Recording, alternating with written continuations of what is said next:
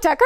Elizabeth, good to see you. Good to see you. Thank you. Hey, I love this place. So you gotta, before we start all this like heavy stuff, it's not gonna be a heavy interview, but before we talk about some real issues in the world, explain to me, where am I? Oh, this is just our family barn. When I got fired, and my Fox studio was also in this building, but when I got fired a couple of years ago, I thought, let's just work in the actual family part of the barn, stop wearing makeup, stop doing all the participating in the pretenses of television, and there's all kinds of stuff from, I don't think I've bought anything in this room. It's all like family stuff. Just like nowhere else to put it.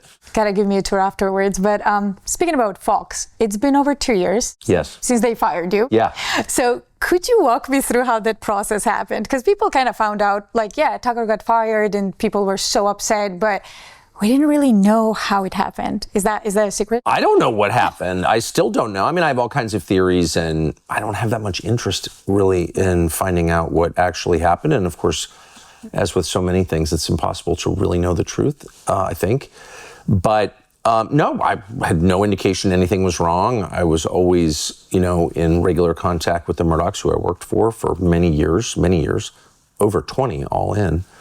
And they never suggested there was a problem. I had just talked to them. And then one Monday morning, I got a call from the president of the company, Suzanne Scott, who said, we're taking your show off the air. And I said, why? And she said, we're not going to get into that. And I obviously argued. I wasn't really mad. I was so confused. But I wasn't angry. But I did push very hard on like, well, why don't you just tell me? We just want you to sign a statement saying it was mutual. Well, obviously, I'm not going to do that because it wasn't. But on some deeper level, I was so grateful. So I've never attacked Fox. I'm not going to attack Fox. I think they're playing, that said, I think they're playing a really poisonous role right now.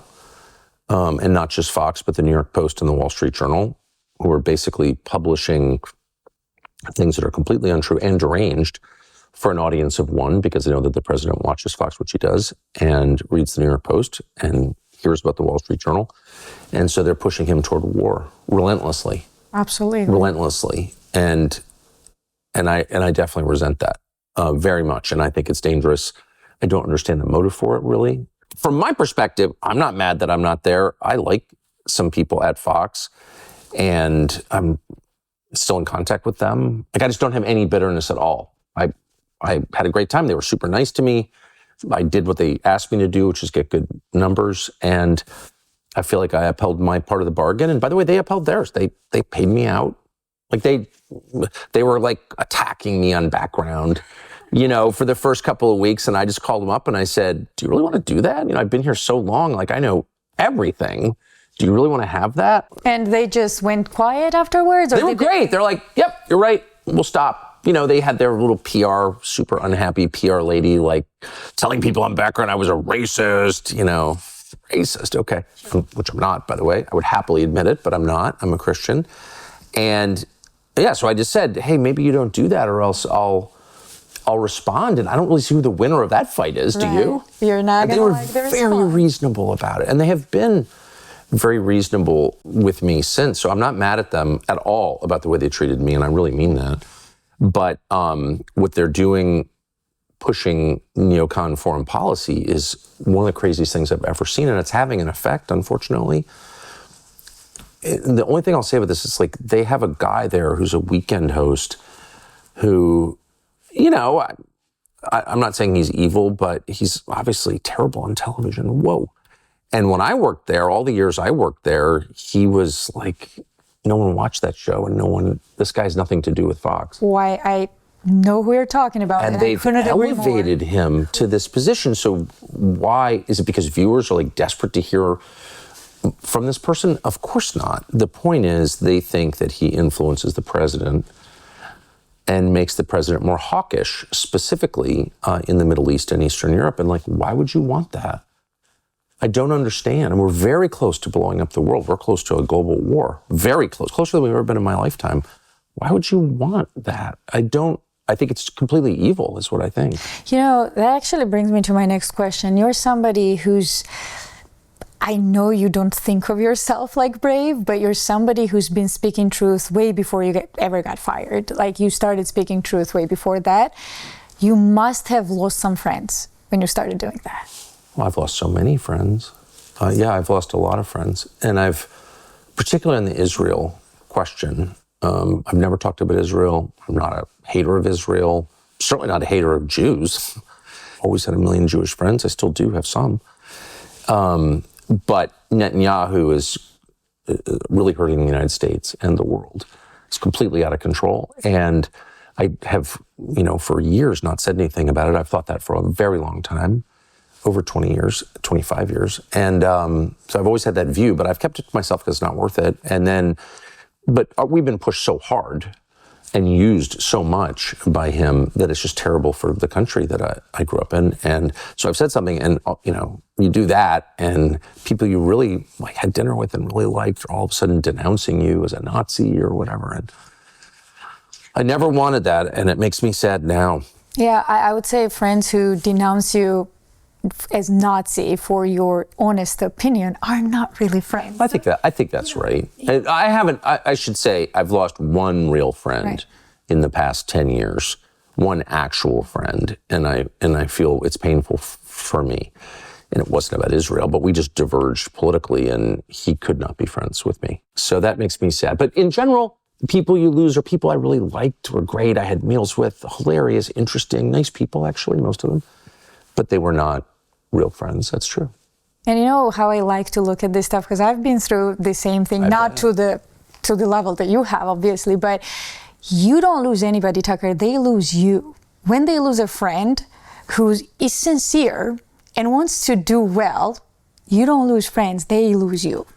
I think that, I don't know if not, hanging out with me is any great loss, but... No, in general, think about this. You had, even if it's not Tucker Carlson, you have a friend, right? And he's sincere about something, and you're like, oh, I don't want your sincerity and your thoughts. And, I lose a person who's honest. He doesn't lose me. No, I think that's right. And I have no grounds to whine about any of it, because I have the closest inner world of anybody I know, and I mean that. And yes, I am bragging, and I have a lot of kids, and their spouses, and we have a very big family, and we have a big staff, and they're the same people I worked with at Fox. They instantly came with me. It wasn't even a question. And I've had the same people around me for basically my whole life. And my business partner is my college roommate from freshman year. So I've been intentional about that my whole life. And I have the best, kindest, most loyal, smartest, funniest, coolest group of people around me at all times. So I never feel I never feel sorry for myself, And ever. You shouldn't. You're a rich man, not with money, but you're a rich man. Yeah, I don't have much money. I don't know what happened to all the money. I don't really care. It's kind of fun. It's amazing. I want to ask you about, nowadays I feel like we live in times where, facts don't matter anymore. No. It's your truth, my truth. It's a narcissistic approach to it's postmodern, yeah, for sure. What is that? Explain that to me. Well, it's evil. The New Testament describes Satan as, as a liar. And so I think, the most basic of all lies is that there's no truth. Because it's a synonym for nothing is real. And you can't have a society or even a family or any unit based on that lie, because nothing works. All of our laws are based on the idea that there is right and wrong. And in an absolute sense, it's wrong to murder an innocent person, period.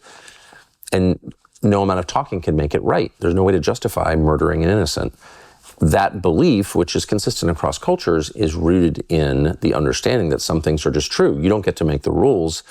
They pre-existed you. So I think when you see people trying to pretend that, nothing is real, your truth, my truth, what they're really doing is attacking the source of all truth, which is God. And I think things fall apart and become really, really dark. So it's worth fighting that. And the last thing I want to say is that the truth is different. I, by the way, very often don't know what the truth is about things. I have no idea. And that's okay. Yeah. I wish I knew, but I don't know. And as you get older, you realize things you thought were true are not, and you're less certain about what's true. Yeah. But you do know that when you hear something true, it sounds different. and it sticks with you. Even something you've never thought before, the truth hits very differently because it has a holy power to it, I think. I love that. It's true. Don't you think that's right? Oh, it's absolutely right. You'll hear something and you'd be like, I've never thought of that. I can't prove it one way or the other, but wow, I can't stop thinking about that. That's likely to be a true thing. Talking about truth, there are many people in mainstream media. They're not bad people. They honestly think, many of them think that they are paddling the right narrative here, right? Yes. And they are not idiots either, because it takes a special person to go on camera and, talk for an hour nonstop. That's a talent, okay? Yeah, of a sort. Of a sort, exactly. And they are not idiots. So how does a journalist become a tool of a deep state? Well, in two ways. Unknowingly and then intentionally. So, as someone who's been a tool of the deep state many, many times by accident, unknowingly. That was my next question. I was like, yeah. Have I been used? Yeah. You think? Yes, please. Oh, yeah. Oh, I've been used for sure. I think the thing that makes me different from some journalists is that I really resent that. I feel diminished by it and humiliated by it, and I'm mad about it, both at myself and at the person who used me. So I never will get over that. I'm really angry about it. If you don't mind being used at all, if you're the kind of person who would, and there are many like that thrive too. in prison, if you know what I mean. Right. No, I don't know. I'm sorry to be mean, but I do think there's a self-respect part of it. Right. Absolutely. I noticed this after COVID. Some people were like, oh, they lied to us. Okay, we'll move on. Some people are like, what? They lied to us? How dare you? And it was the how dare you people that I was drawn to, because they thought that the truth matters subjectively, just matters what's true, whether I like it or not. And second, they had a dignity and self-respect, particularly the men. I couldn't help judging, and I still judge. I try not to, but I do. Men who don't mind being lied to or used. It's like, men. I just have contempt for that. I do. Sorry. No, I'm with you there. So before I move to international politics, which is going to be, oh man, it's so interesting. But I want to talk about some domestic stuff. Okay. And I didn't want to even mention him in this interview at all. But why do you think a foreign leader, Netanyahu, I'm talking about him. What's the secret here? It seems like, you got to step up your patriotism, Tucker. He's more in love with the U.S. than you are. What the hell is going on here? I mean, guy comes out and tells us how worried he is about us and how much I don't think he pledges this love to Israel as many times that he has done to the U.S. I don't know how Israelis feel about that. But what's the deal with this guy? He's using the United States, its economy and its military power for his own ends. By the way, he's hardly the only foreign leader who's tried to do that or wanted to do that, of course. That's not only common, it's generally the rule. What's remarkable to me is how effective he's been at that and how contemptuous he is. I think he shocked himself. I don't know if you've seen this video of him. He asked the journalist to turn off the camera, and the journalist kind of, left it running. And he goes, 80% of Americans, this is an old one, 80% of Americans support us. It's absurd. So he's also surprised. Did you know? I think that's right. And he has real contempt for the United States and for Christianity 100%. especially, which is very galling. I mean, lots of people have contempt for the United States and lots of people have contempt for Christianity. Again, he's not alone in that. But the fact that we're supporting him and his government to the extent that we are, floating the whole thing to the tune of many, many billions. It's not $3 billion a year. It's tens of billions a year. It's not really him either. If I was a foreign country leader and I could drive the United States, and what's wrong with us is the question. What is wrong with us? I couldn't agree more. I think that's a really smart. One of the problems that I have with anti-Semitism, well, the core problem I have is that I'm a Christian and I think God created everybody, and I don't think you can hate a group, period. Right. So we're not allowed to do that. So that's the problem I have. But the other problem I have with anti-Semitism is that it's a dodge. It's a dodge. It's a way of passing responsibility from yourself to somebody else. And the truth is, yes, I think Bibi is completely evil and completely destructive. Absolutely. He's not the only world leader who's evil and destructive, by the way, again, but he is. And he's hurting the United States, and he's destroying his own country, and I think he imperils the world. Okay, so I think that clearly they're going to try and blow up Al-Aqsa Mosque. I believe that, on the Temple Mount to build a third temple, and then you've got global war. So, like, he's a threat. There's no question he's a threat to the Trump administration, no question. But am I madder at him or Lindsey Graham?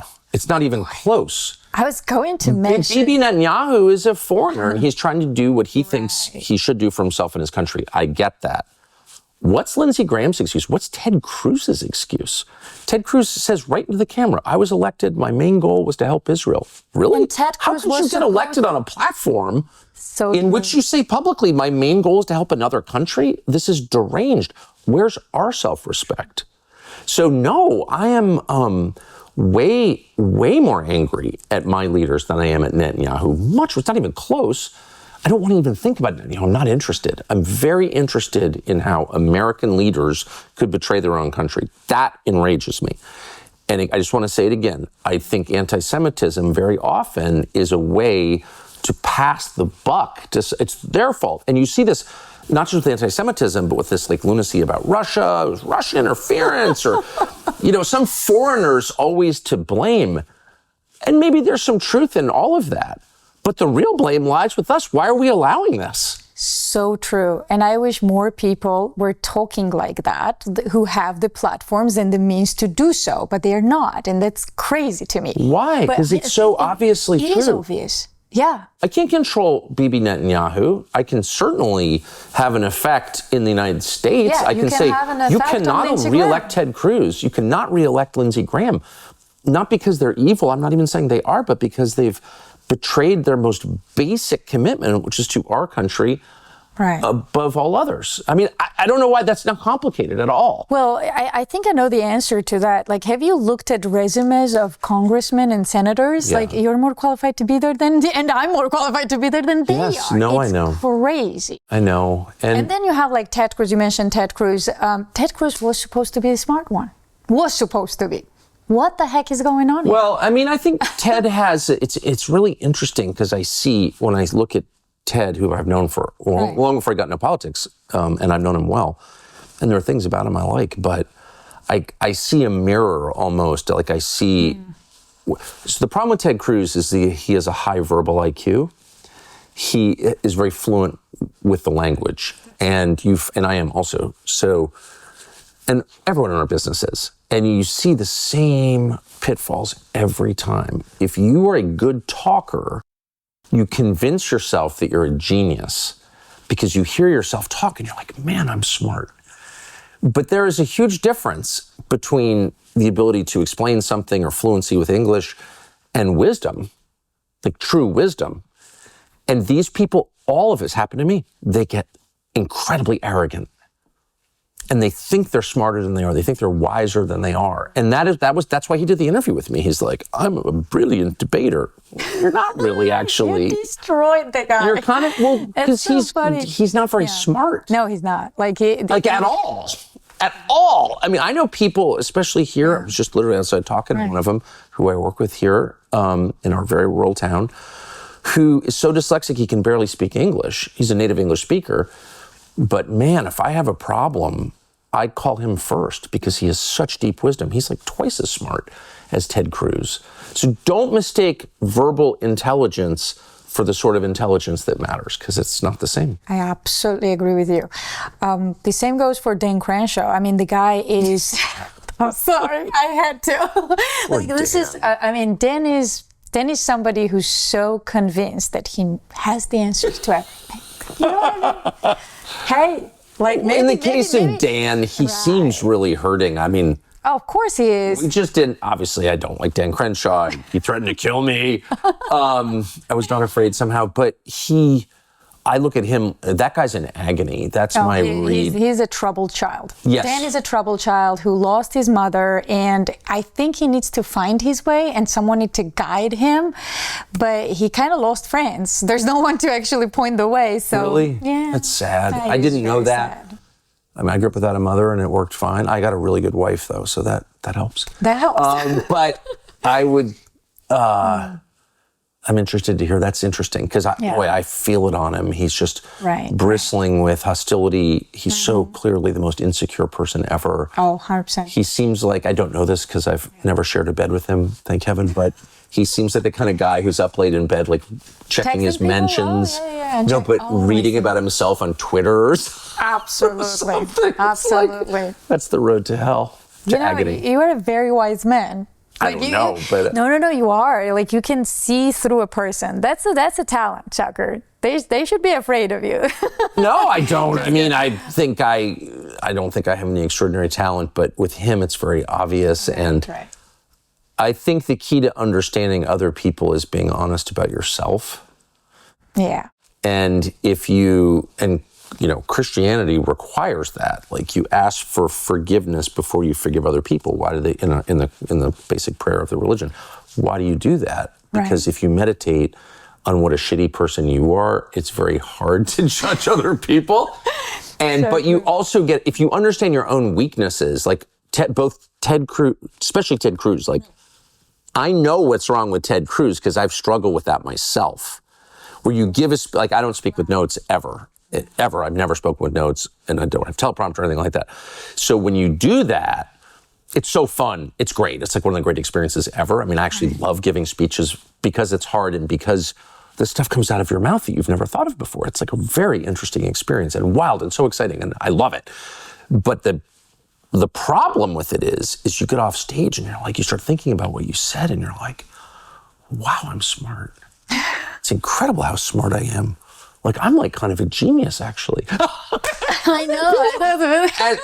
And when I was a kid and I had all these jobs, I kept getting fired, and this buddy of mine was also in television, like, you got to start giving speeches so you can pay school tuition. So I did, and I gave like over 1,000 around the world. Wow. And he said to me when I first started, he goes, you're going to have this thing where you're going to get off the stage and you're going to be so swollen with self-regard.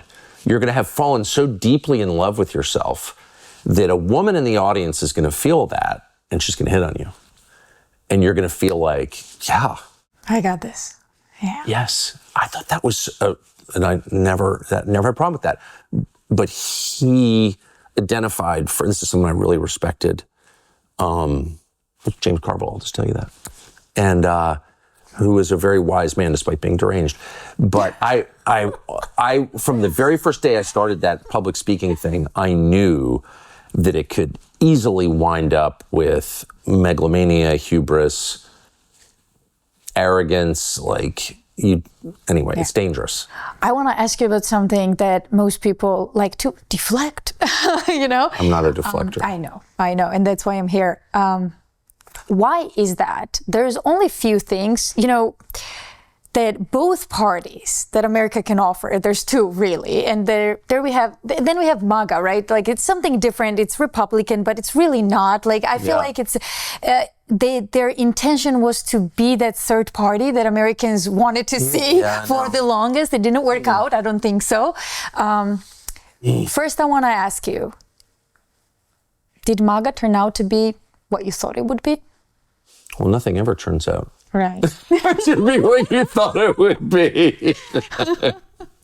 I was with Pete Hegseth the other night and at Charlie Kirk's funeral, and he goes, man, because we had the same job. We worked together at Fox on the morning show. And he goes, can you believe where we were 10 years ago? And I was like, I'm now a podcaster. Which I had total contempt for. And you're the Secretary of Defense. Like, how did this happen? Not a criticism, but just like, I think all people as they age are like, how did I get here? What is this? So no, it didn't. But we're now, so it's September of 2025. We're 8 months in, almost exactly 8 months in, almost to the day. And it's in the process of becoming. We can't say what it is because it's evolving very quickly. And it will become all kinds of things that we don't expect, and some of them will be really bad. Some of them will be great. Because it's like your children. They grow up and you're like, wow, I can't believe this is what happened here. You were the baby. Yeah. But I think we can say there are a couple of different principles that are central to Trump's 3 campaigns and central to his voters. They're the reason people voted for him. And I think that we can insist that we uphold those.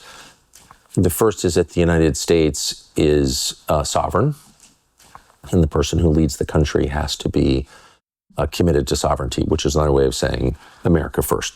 The people leading the United States have to put America's interest, the interest of the people of America, above all other interests, period. We can insist on that.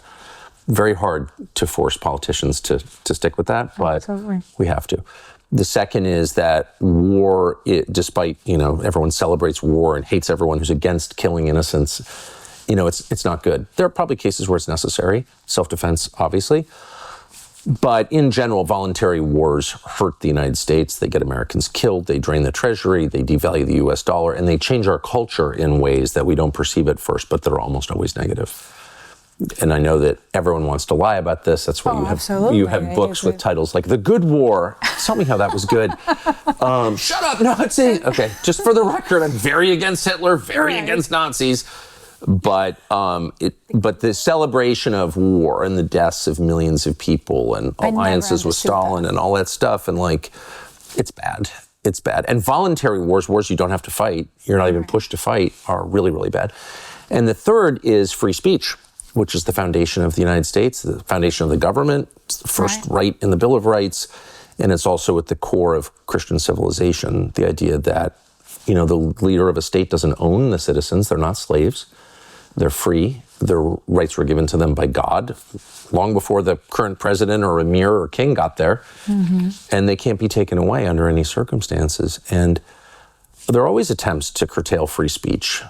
And they're always motivated by the same impulse, which is, wait, I've got power. You can't criticize me. You're in the way. Right. It's very obnoxious when you criticize me. No one wants to hear criticism.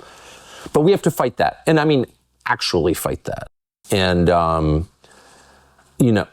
countries that, betray their core promises fall apart, and governments that do that get overthrown, and they deserve to be overthrown. We've seen that in history many times over. That is history, that is that story. So you can't mistreat your people too much, or they'll overthrow the government, and they'll be right to do that. I gotta say something that many people won't like. Maybe you won't like either, but here's something that bothers me a lot. You have no idea how many hours I have devoted to understanding, and I come from a different country, but I have multiple perspectives. I thought you were from Atlanta. Oh, really? Yeah. I get that a lot. You said you were from Georgia. Right. Howdy. So why is that? The U.S. is so gung-ho on war all the time, but not put politicians out of it for a second. It's almost like we put our special ops soldiers on a pedestal in a way, there's nothing they can do wrong, right? So I have hard time, Tucker, call me whatever you want, but when I see a veteran from Iraq, I have hard time telling him, thank you for your service. For what service? For attacking a country on a lie? It's not his fault. I get it. It might be more appropriate to apologize. Especially if you're me, who advocated for that war. There are a couple of different questions that you asked. One, why the drive to war always? Different pretexts, but same impulse, war. Exactly. And the answer is, of course, that it makes you feel powerful. It's the ultimate, killing people is the ultimate expression of power. We can't create life, but we can end it. And you see the same with abortion. People love it. Love it. It's a positive good. How is that a positive good? Because you feel powerful. I've been around it a lot at both ends, when the decision is made to commit to war. And I've seen the effects firsthand, covering wars. And I think there's a massive disconnect between those. I don't think that the people who make the decision have any tangible sense of what it means at all. I think a lot of them are ignorant, insulated. I do really prefer the feudal model, which is it's the model of all time, where, when the Normans invaded England in 1066, and we know this from the Bayeux Tapestry, who got killed in the Battle of Hastings? King Harold. The king. Right. The English king was killed in the first battle. Why? Because he was leading his troops. He gets shot in the eye with an arrow. So if you have that, in a structure like that, a society like that, Save sleazy gay people in Congress. Exactly. I don't think that, and I don't know who you're talking about, but I don't think Lindsey Graham is going to lead troops in battle. I just don't. So there's that, okay? But it's also true that, the nobility, kings led troops in battle in pointless wars also. Right. So that would help, but it's not the answer. No, war most of the time is an expression, the purest expression of the exercise of power. I get to kill people, and they love it. And I've certainly been around it a lot of leaders who make these decisions talking about it in private. I've definitely seen this. And they all kind of get a charge out of it. We took him out, we smoked him. Right. Want to see the video? I mean, I've seen that. And it's what are you really saying? You're saying, I'm exercising godlike powers, and there's massive punishment for that. For the person who makes it. Ultimately, there's massive punishment for that, for the person who makes the decision, but also for his people. As to why Americans participated in the war on terror, which is an interesting question that I can answer because I didn't fight, but I went immediately. I left Washington on a plane I think the first day the airport opened to go to Southwest Asia to go see what was going on because I knew we were going to invade Afghanistan, so I went. And then I went to Iraq, and I've been to a bunch of other places too. But when I first went to those two, I was yeah, this is just and good.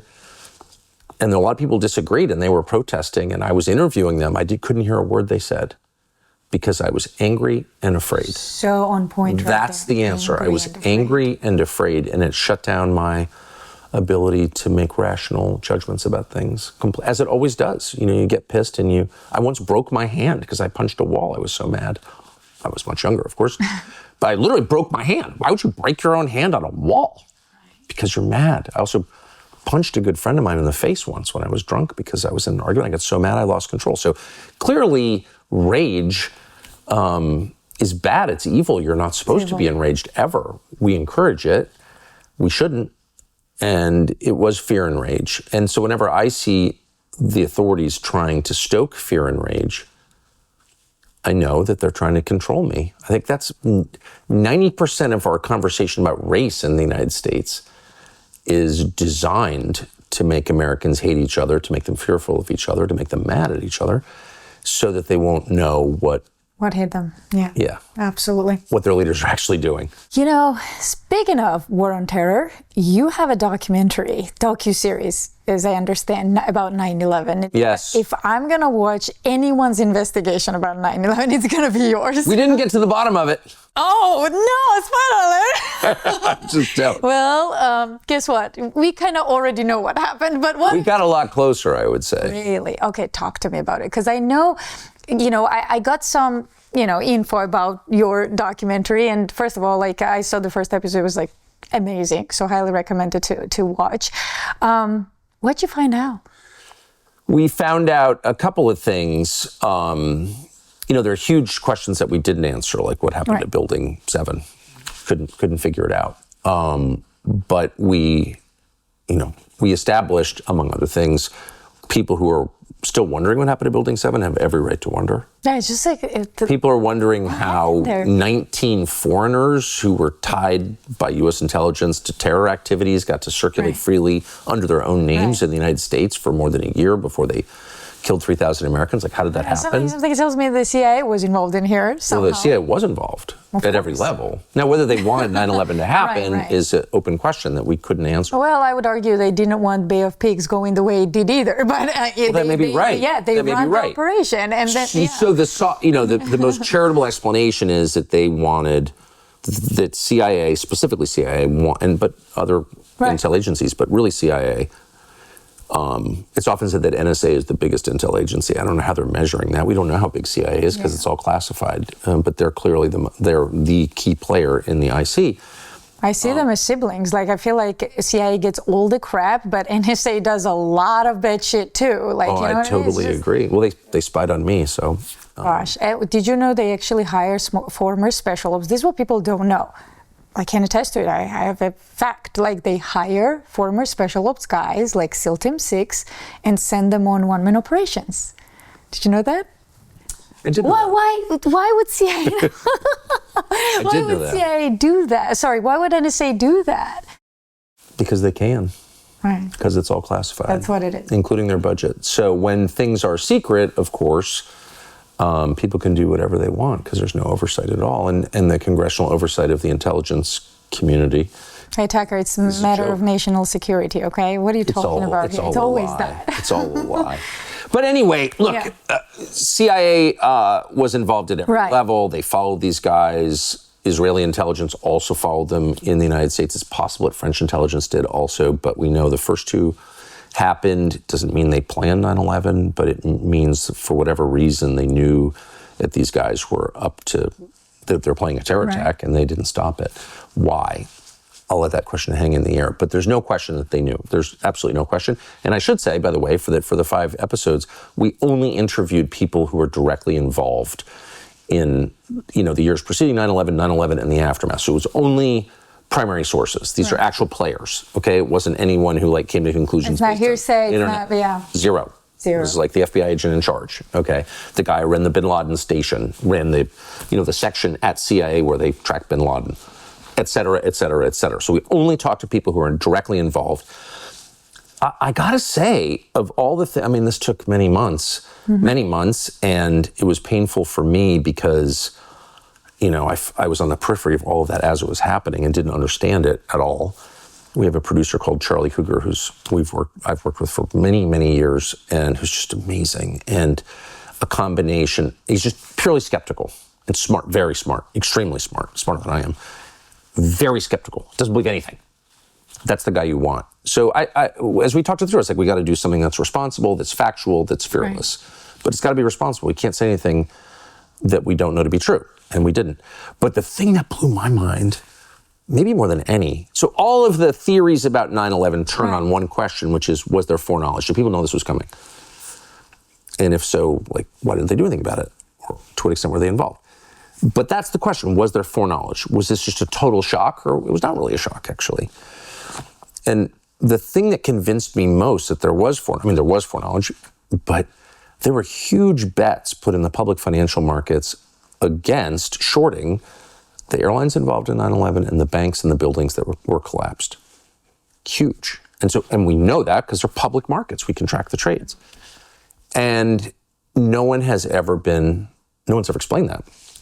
What I learned during the course of making this is that the FBI found out who made those trades and has hidden the names for 24 years.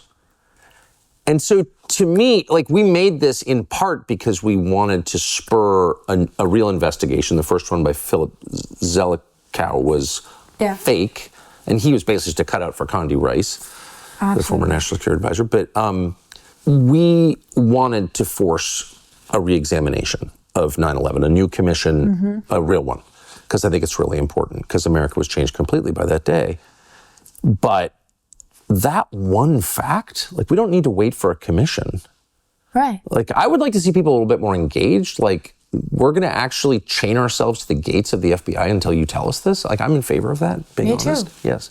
I'll be there. People are not, I hope they will do that. There's no indication that they will. It's the second most important thing that happened, in my opinion, in American history. First was killing President Kennedy. Of course. That's right. Because that's never been explained. Because there was a cover-up. Absolutely. Because there may have been foreign involvement, very likely foreign involvement in that. I can't say conclusively, but I think that's true.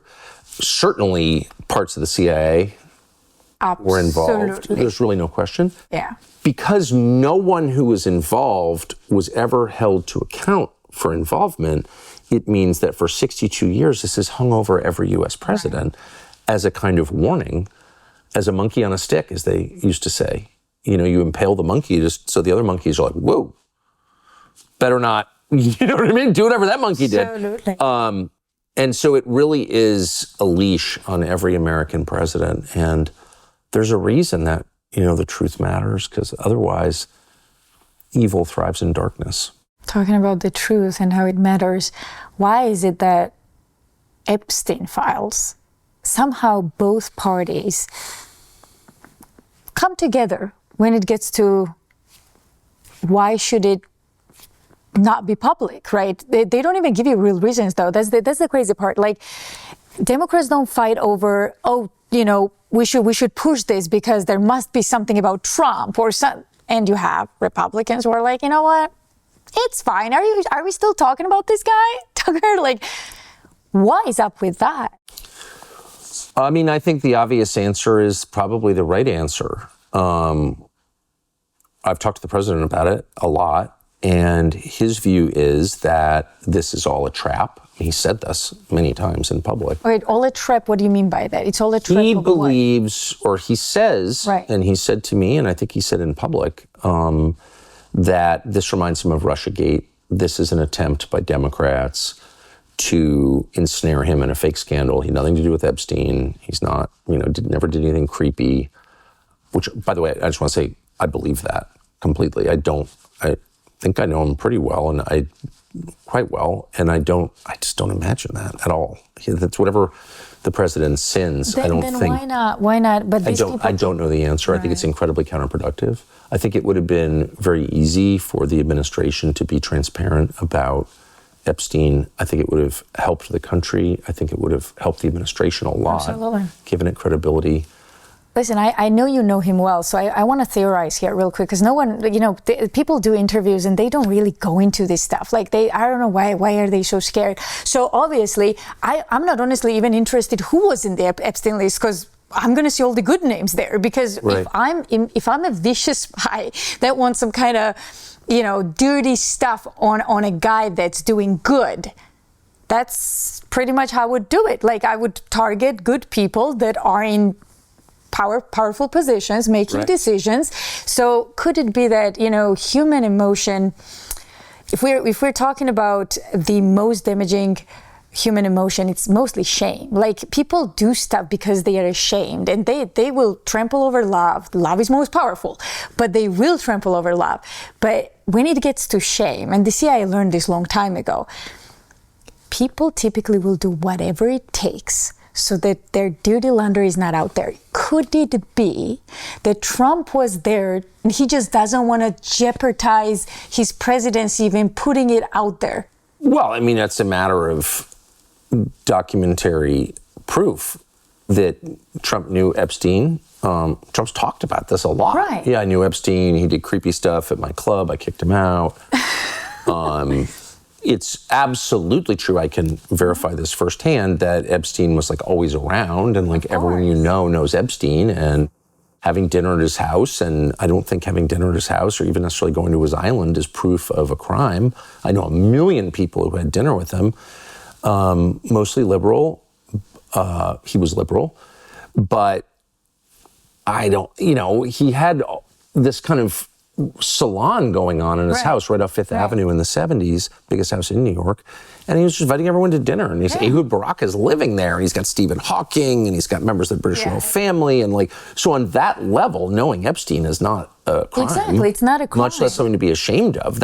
He was at the center of New York society and Palm Beach society for decades. So if you want, it's on the internet. You want a list of people who hung out with Epstein. It's half the people on television hung out with Epstein. But here's the problem, though. Here's where things don't line up for me. So if this guy is a Mossad operative and conducting an operation actively in the United States, trying to target people, trying to get something on them, why are our agencies okay with that? That's what I just don't get. Well, you know perfectly well. Look. Yeah, no, I know. But I so there are a lot of right? Look, I'm speculating at this point. He clearly had contact with Israeli intelligence. He clearly had contact with U.S. intelligence, and maybe most critically, British intelligence, which never gets the credit it deserves for being probably a little scarier than Mossad and CIA, and ruthless and just involved in everything bad. There's nothing bad that happens that doesn't have British intelligence involved in it, I have noticed a lot. So there's that. Then there's also the question of was his sex life, like a hobby, or was it a job, or was it both? Was this a honey trap? I think it was both, yeah. Probably both. Right. There's no Epstein list. There are no Epstein files. I know this. All of the real story begins in 2006-07 when he's arrested in Palm Beach. And I think this is public and it's worth looking at, is the search warrant, Jeffrey Epstein's house. in Palm Beach basically was written to help Jeffrey Epstein. So this came to the attention of the authorities because a girl complained about him. They had to investigate it. They did. There was a lot there. And then the search warrant basically protected him, and it prevented the authorities from collecting meaningful information. It was like, you're allowed to look in drawer 3, but not drawer 4.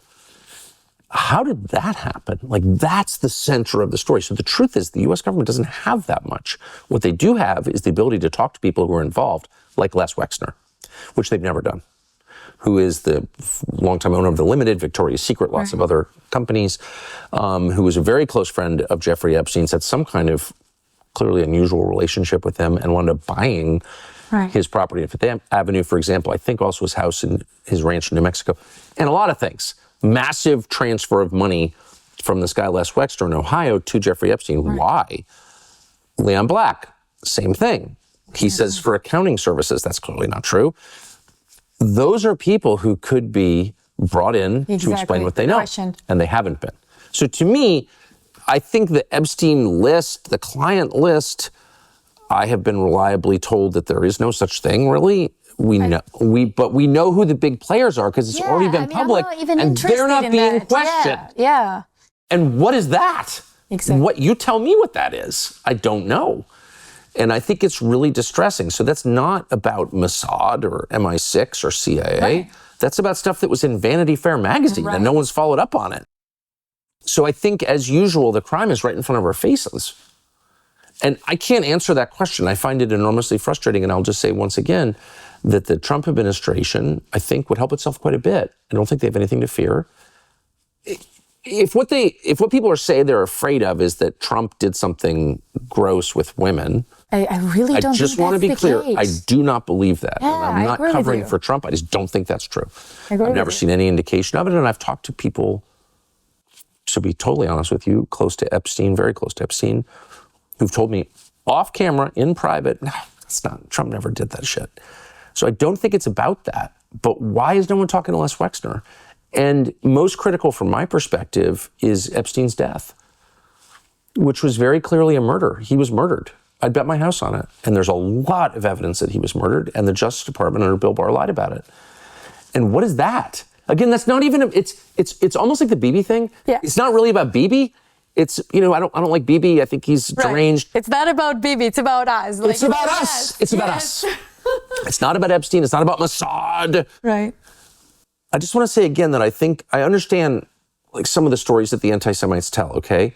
But I think ultimately the anti-Semites are really bad because they, on many levels, morally they're bad, of course, but they also, as a practical matter, the anti-Semites are bad because they draw you away from the actual truth, which is there's like serious corruption right next to us, nothing to do with Jews. Exactly. Right. And I mean it too. I'm not just saying that. So he was murdered in the most secure part of the federal detention facility in Manhattan, our biggest city. And Bill Barr, the then Attorney General under Donald Trump, covered it up. What? And it just so happens that Bill Barr's father, Donald Barr, is the one who hired Jeffrey Epstein without a college degree to teach at one of the most prestigious private schools in Manhattan. Maybe there's no connection there. I don't know, but it's an amazing coincidence. And then I just learned, and I believe it's true, I learned from a very well-informed person, that it was Donald Barr who got Epstein his job at Bear Stearns. Yes, at Bear Stearns. And by the way, that's not proof of anything, but it's I call that circumstantial case, Tucker. It's not a proof. It is a circumstantial case. So I'm totally convinced, I've said this in public many times, he's threatened to sue me, and I would welcome that, that I think that Attorney General Barr covered up his death. I mean, I know that he did. He announced that it was a suicide before they'd done an investigation. So you're the chief law enforcement officer. Here are the rules. We don't say we know something until we know it. And you had no way to know that. So you announce it anyway, and then you tell everyone around you this was a suicide and we're going to prove it's a suicide. That's not law enforcement. That's by definition a cover-up. And that happened, and he admitted he did that. So he covered up Epstein's murder, and for whatever reason, and his dad got Epstein started in life. I just don't even know what to make of those. Those are facts, and I don't know what to make of them. I want to ask you about Dan Bongino and Cash Patel when they were giving interviews like two scolded kids that they, you know, it's just, what was that about? Okay, we know the cover-up happened. Fine. Yes. Trump has his people, maybe not all of them. I know it's hard. I know the capacity it requires to clean up 65-year-old mess, maybe even more.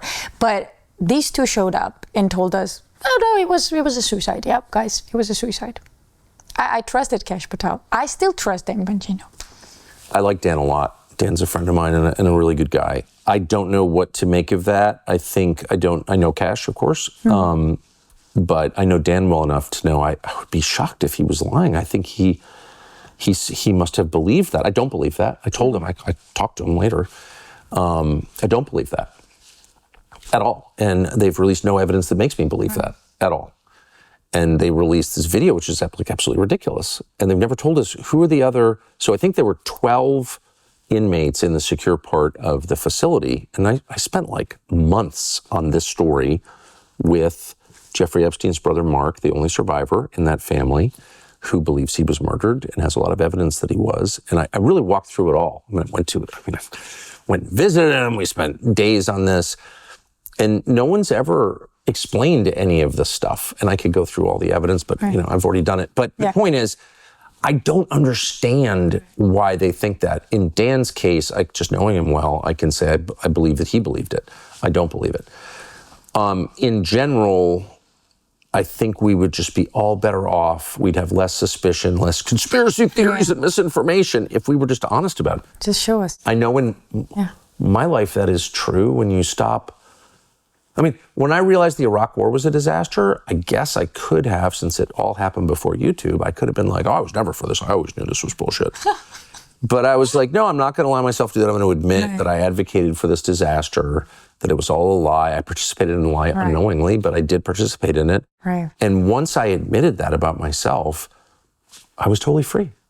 When you're not hiding something, you're liberated. Well, you're also kind of unshakable. There's nothing they can do. Well, that's how I feel. That's how I feel. Totally. Yeah. And I'm not a virtuous person at all. I've done a lot of things I'm ashamed of in my life, but I have concluded, because I have done bad things, that trying not to do bad things, doing your best, you probably will do them anyway, but then admitting it when you do it, that's like salvation on this earth. Before we go on like a super happy note, and I want to finish it that way because you're so pleasant, you know? Oh, thank you. I do want to ask you, it bothers me a lot, and I know it bother you too, and I know that you probably don't sleep because you think about this stuff. Who killed Charlie Kirk? I mean, there's a man in custody. I've really tried not to publicly speculate or say anything that I can't prove. And you shouldn't. That's smart. I love Charlie, and I talked to his wife this morning. I love his wife, Erica, and I don't want to make it worse. So the guy's in custody. It's a very weird story.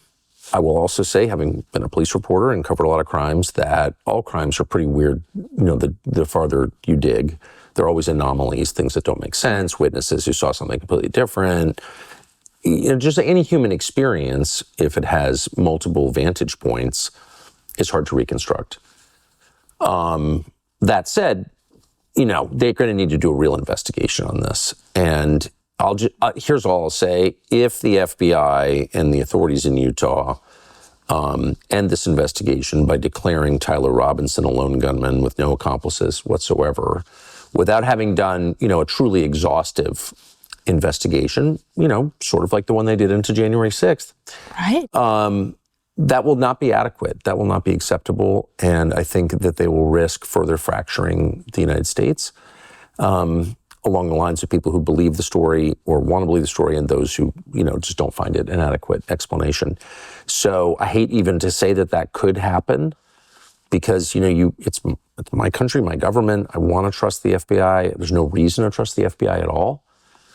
At all. I mean, they've been caught acting in bad faith and conducting what I consider crimes so many times, lying so many times, that I think it's, at this point, especially since my friend who was assassinated, I think it's fair to demand a real investigation with a lot of transparency. And if they say, well, we can't say that because we don't want to prejudice the jury or, it's going to affect the prosecution.